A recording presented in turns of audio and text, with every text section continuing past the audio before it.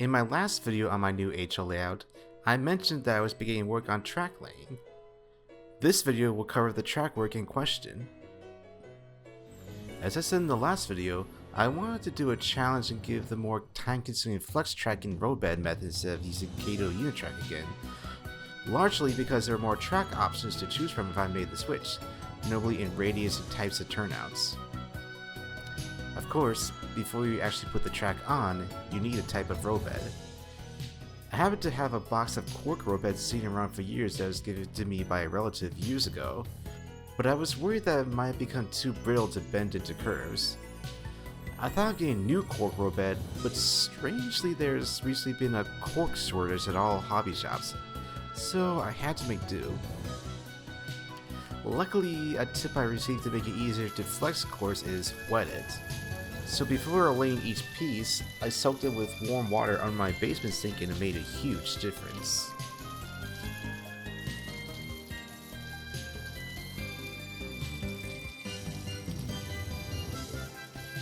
I used wood glue to glue it down as well.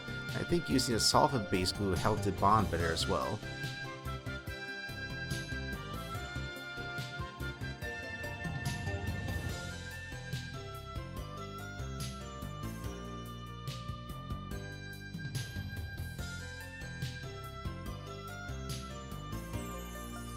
Remember to use the pins though to keep the roadbed the right shape.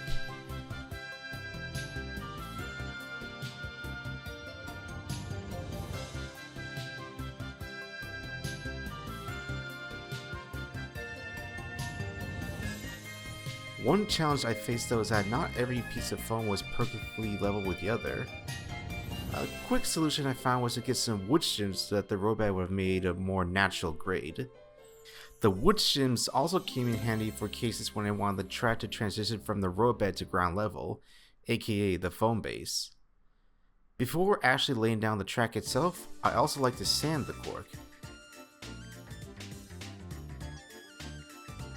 This helps get rid of the burr that comes from splitting the cork strips, and also helps smooth out imperfections when laying down the roadbed, and makes grade transitions less bumpy, which is useful to avoid cars uncoupling during operations.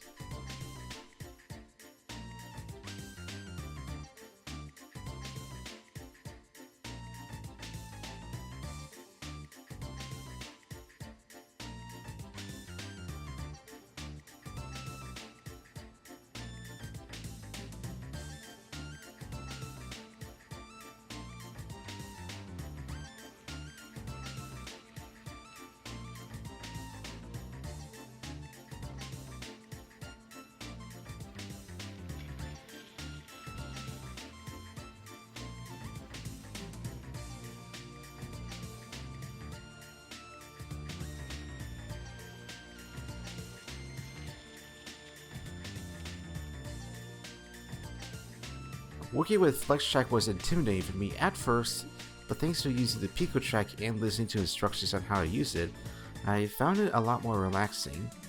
Unfortunately, I remember Theunluckytug mentioning that he preferred to nail track down rather than glue it, but I wasn't so lucky since PicoTrack does not have those holes to put track nails in.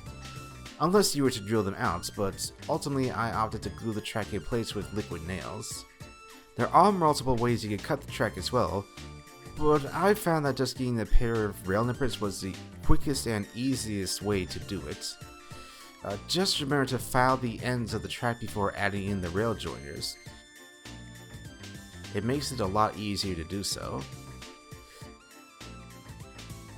Speaking of rail joiners, one mistake I'm glad I corrected very early on was grabbing some insulated rail joiners. I didn't think I would need them since the layout would be using DCC, but I was mistaken, for per Pecco's instructions on their turnouts, it is strongly advised to add insulated joiners on the fork ends of the turnouts, otherwise you will have a short circuit. There are many model rail videos that teach you how to solder a track, so I'll keep this part short. I have one of the cheaper soldering irons where you can't control its temperature and just plugs in, nor does it have a fancy base, but it still works. One thing I do recommend is, if you still have any masks lying around from the COVID days, wear one when you're soldering to avoid inhaling the fumes. This was especially important for me since the solder I use contains lead. so you can see why I try to remember this.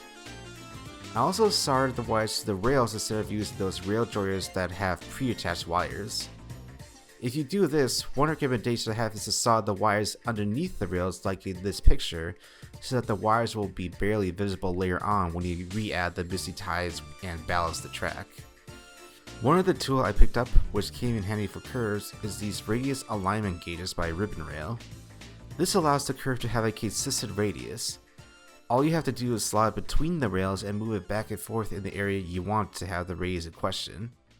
On a side tangent, if the curves are so long that you need more than one section of flex track, one recommendation I have is to solder the joints before making the curve to avoid a kink in the rails. There are many ways to wire the bus wire underneath the layout as well. Many people use suitcase connectors or even just solder the fuse to the bus wire, but I opted to use waggle connectors. They come in many different ports and are easy to remove in case of troubleshooting or you need to change up the wiring. And that's all the progress on the layout so far.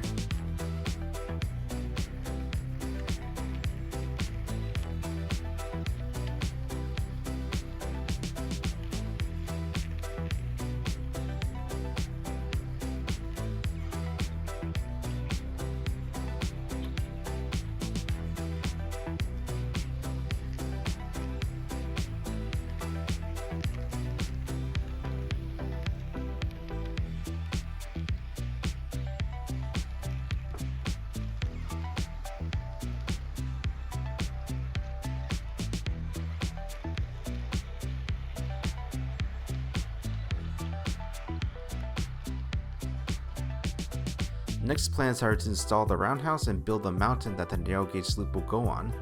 So until next time, I hope you enjoyed the progress so far.